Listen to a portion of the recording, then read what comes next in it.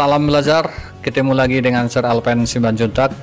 Semoga adik-adik sekalian dalam keadaan sehat dan tetap semangat. Ketemu lagi kita di materi ekonomi kelas 11 dengan topik perdagangan internasional. Nah baik adik-adik, seperti apa peta konsep materi kita kali ini? Coba diperhatikan.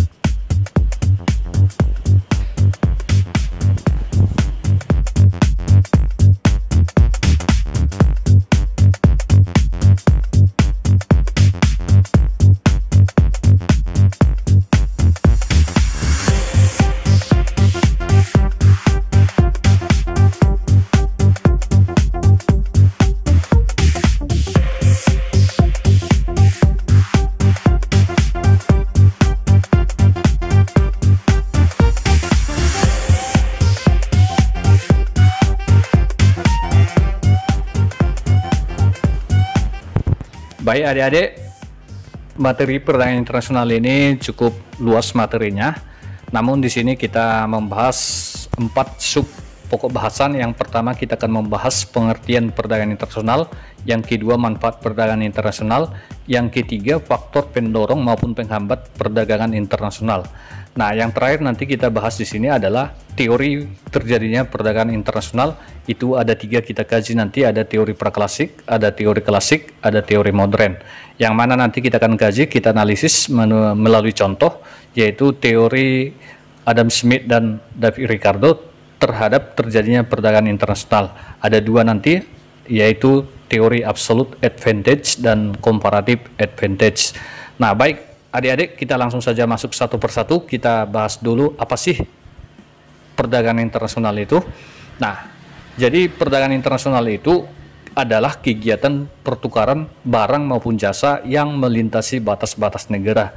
Nah, jadi pada kata kuncinya itu melintasi batas-batas negara. Nah, itu yang disebut dengan perdagangan internasional ya.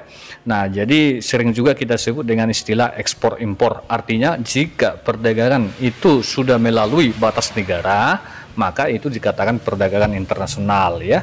Namun kalau perdagangan itu masih dalam satu negara, itu dikatakan perdagangan nasional ya. Nah, kemudian kita lanjut, apa sih manfaat daripada perdagangan internasional itu? Nah, tentu adik-adik sekalian, manfaatnya yang pertama, bahwa kebutuhan di dalam negeri yang tidak dapat diproduksi itu dapat terpenuhi. Kemudian dengan adanya perdagangan internasional, maka dapat memperluas pasar ya sampai ke dunia internasional. Yang ketiga tentu menambah devisa negara, karena di sana nanti ada ekspor impor, tentu itu akan mendatangkan bea masuk ke negara gitu ya.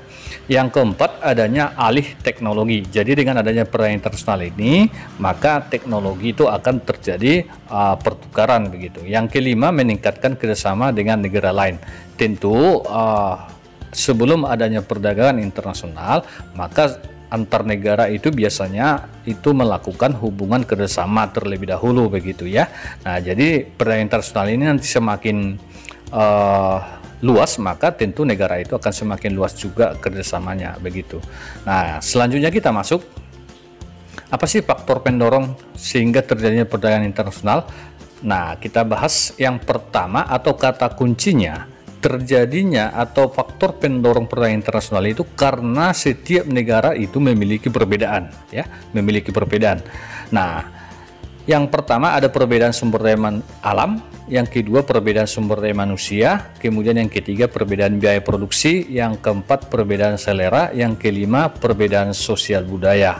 Nah, jadi adik-adik ingat, yang mendorong terjadinya perdagangan antar negara itu karena adanya perbedaan ya. Tak satupun negara di dunia ini yang mampu mencukupi kebutuhan daripada rakyatnya dengan sendiri tanpa adanya kerjasama dengan negara luar atau negara asing ya. Nah, sekalipun itu negara maju. Nah, contoh negara maju sekarang ya tentu itu membutuhkan negara berkembang Untuk apa? Misalnya ya oke lah, negara maju itu sangat canggih, sudah memiliki teknologi yang tinggi, namun mereka sangat minim dalam hal yang namanya bahan baku ya. Tentu mereka membutuhkan negara-negara berkembang begitu. Nah, selain perbedaan ini, tentu yang mendorong perdagangan internasional itu adalah adanya gains from trade, artinya ada hasrat untuk mendapatkan keuntungan daripada perdagangan itu sendiri. Nah, itu yang mendorong terjadinya perdagangan internasional. Lalu bagaimana dengan faktor penghambatnya? Apa sih yang menghambat terjadinya perdagangan internasional itu? Nah, ini dia. Ya, tentu yang pertama adalah karena perbedaan mata uang setiap negara. Nah, jadi karena dengan perbedaan ini, kalau zaman dulu dengan adanya perbedaan mata uang, maka yang diakui sebagai alat tukar internasional zaman dulu itu adalah logam mulia atau emas ya. Nah, yang kalau sekarang ya tentu itu sudah ada tolak ukur mata uang dunia internasional, itulah yang kita sebut dengan dolar begitu ya, dolar Amerika Serikat. Nah, yang kedua adanya kebijakan proteksi. Nah, proteksi ini artinya perlindungan. Nah, ada kalanya sebuah negara itu melindungi produksi ya atau produk dalam negerinya. Nah, jadi proteksi ini sering sekali disebut dengan kebijakan untuk melindungi produksi dalam negeri. Misalnya nanti ada larangan impor ya, nah ya, kemudian ada batasan atau kuota ya. Nah, ada lagi istilah politik dumping ya. Nah, kemudian selain itu nanti ada juga subsidi ya, subsidi pemerintah terhadap industri yang ada di dalam negerinya. Nah, itu kebijakan proteksi ini nanti akan kita bahas secara spesifik ya di lain kesempatan. Nah, yang ketiga, keamanan negara kurang kondusif. Katakan kalau terjadi perang ya, Nah, contoh kita ambil yang pernah terjadi Perang Dunia I dan Kedua, itu sangat mengganggu perdagangan internasional sehingga banyak manusia yang kelaparan pada saat itu ya. Nah, jadi kalau terjadi perang tentu itu akan menghambat perdagangan internasional. Kemudian adanya organisasi ekonomi regional. Nah, misalnya dengan kehadiran contoh ya, masyarakat ekonomi Eropa begitu ya. Nah, tentu kita sulit untuk bersaing dengan itu ya. Nah, kemudian ke depan nanti bisa saja ada kelompok-kelompok ekonomi misalnya di Asia Tenggara misalnya ya. Nah, kemudian selain itu yang menghambat adalah adanya prosedur yang rumit ya. Nah, itu dia faktor penghambatnya. Kita lanjut.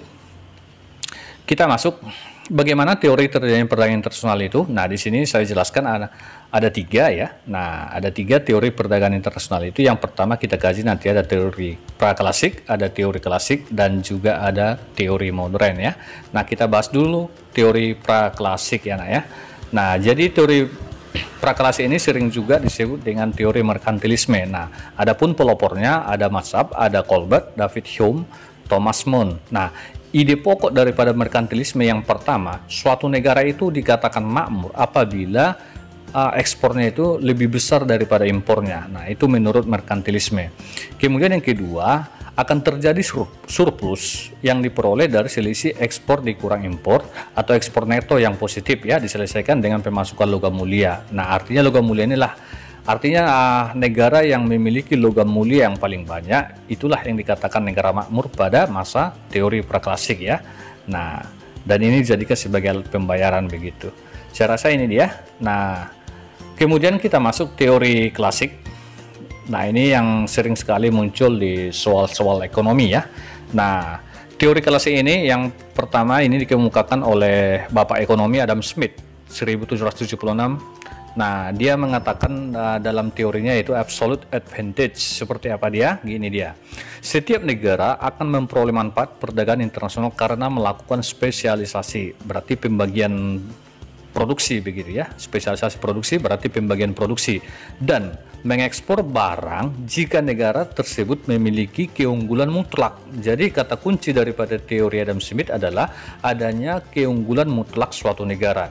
Nah, serta mengimpor barang jika negara tersebut memiliki ketidakunggulan mutlak, maka terjadilah perdagangan internasional itu. Nah, teori ini kita analisis dari contoh supaya anak kami lebih paham lagi ya. Nah, di sini saya ambil contoh misalnya ini dia ya.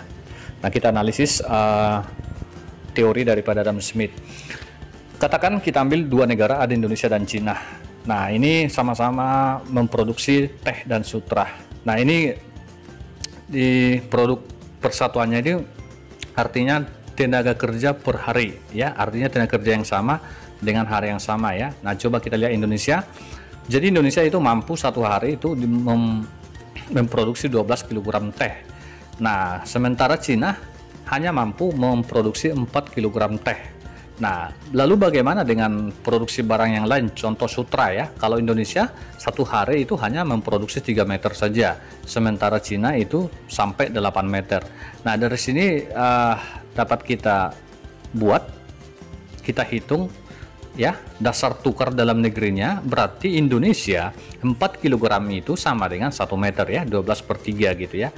Nah, kemudian Cina itu setengah kilogram teh itu sama dengan 1 meter sutra ya, atau kalau 1 kilogram teh maka 2 meter lah sutra begitu ya. Jadi dari sini dapat adik-adik perhatikan bahwa Indonesia itu sebenarnya unggul dalam hal memproduksi teh, sementara Cina itu unggul memproduksi sutra. Nah, dengan adanya keunggulan ini, ingat teori Adam Smith tadi adalah keunggulan mutlak ya, berarti Indonesia mutlak di produksi teh, Cina mutlak memproduksi sutra. Maka nanti di sini terjadilah spesialisasi. Indonesia tidak lagi memproduksi yang namanya sutra, Cina juga tidak perlu lagi memproduksi yang namanya teh. Maka dengan catatan mereka menjalin hubungan kerjasama, yaitu dengan cara tukar menukar barang. Itulah yang disebut dengan terjadinya perdagangan internasional ya. Nah, jadi kedua negara ini akan melakukan spesialisasi ya. Nah, ini dia, bisa dapat kalian bedakan sebelum spesialisasi dan setelah dilakukan spesialisasi ya. Nah, total kedua negara itu setelah nanti spesialisasi, maka yang dihasilkan teh itu adalah 24 kg, sementara sutra 16 kg. Nah, dari sini dapat kita hitung keuntungan antara Cina dan juga Indonesia. Ini dia kesimpulannya. Indonesia itu memiliki keunggulan absolut dalam produksi teh tentunya tadi ya. Kemudian Cina itu unggul atau absolut, mutlak dia memproduksi sutra. Nah, jadi gains of trade-nya ya, keuntungan perdagangannya seperti ini. Indonesia dapat keuntungan jika nanti 2 meter tadi ya, dari analisis tadi 2 meter dikurang 1/4 meter, maka 1/3/4 meter sutra. Nah, itu keuntungannya ya. Sementara nanti Cina mendapat keuntungan 4 kg dikurang setengah kilogram, maka 3,5 kg teh begitu ya. Nah, maka terjadilah spesialisasi tadi. Lalu apa sih kelemahan daripada teori Adam Smith? Nah, ini dia ya. Perdagangan internasional akan terjadi dan menguntungkan kedua negara bila masing-masing negara memiliki keunggulan absolut yang berbeda. Lalu kalau bagaimana kalau negara itu unggul dalam 2 jenis barang kan gitu ya. Nah, inilah yang menjadi kelemahan daripada teori Adam Smith. Nah, dengan kelemahan ini maka muncullah teori baru yang berasal dari murid si Adam Smith yang bernama David Ricardo. Nah, dia menguraikan teorinya dalam comparative advantage ya, yang artinya seperti ini ya, bahwa perdagangan internasional itu nanti terjadi karena keunggulan komparatif itu terjadi ketika sebuah negara itu unggul dalam 2 macam produk ya yang dihasilkan. Nah, dengan biaya tenaga kerja yang lebih murah dibandingkan dengan biaya tenaga kerja di negara lain. Jadi, perdagangan antar kedua negara ini tetap dapat saling menguntungkan selama, nah garis bawahi, selama terdapat perbedaan biaya peluang dalam memproduksi barang dan jasa. Coba kita analisis ya. Nah, ini analisis daripada teori keunggulan komparatif oleh David Ricardo ya. Nah, coba kalian perhatikan Indonesia dengan Jepang. Nah, kalau kita perhatikan dalam hal produksi televisi motor, nah tentu Jepang di sini sangat unggul dalam kedua jenis barang ya. Jepang itu mutlak ya, unggul. Nah, jadi dari sini Jepang unggul pada kedua jenis produk dari Indonesia. Keunggulan tertinggi itu pada produksi motor ya, karena 160. Nah, Indonesia lebih lemah dari Jepang dalam 2 jenis produk ini. Nah, kelemahan terkecil itu terjadi pada televisi begitu ya. Nah, oke, saya rasa paham. Kemudian untuk menghitung keuntungan Indonesia dan Jepangnya, ini dia sudah saya uraikan. Jadi di Indonesia 1 unit televisi itu sama dengan 1 unit motor, sedangkan di Jepang televisi 1,3 unit motor atau 160 dibagi 120 unit televisi ya. Nah, jadi nanti keuntungan yang didapat itu tentu 0,3 yang diperoleh dari 1,3 dikurang 1 motor ya. Nah, kalau Jepang sama cara menghitungnya seperti itu. Silahkan dibaca ya. Mudah-mudahan adik-adik sudah paham. Ini hanya analisis untuk dapat memahami daripada keunggulan komparatif ya. Kita lanjut, kita masuk teori modern ya.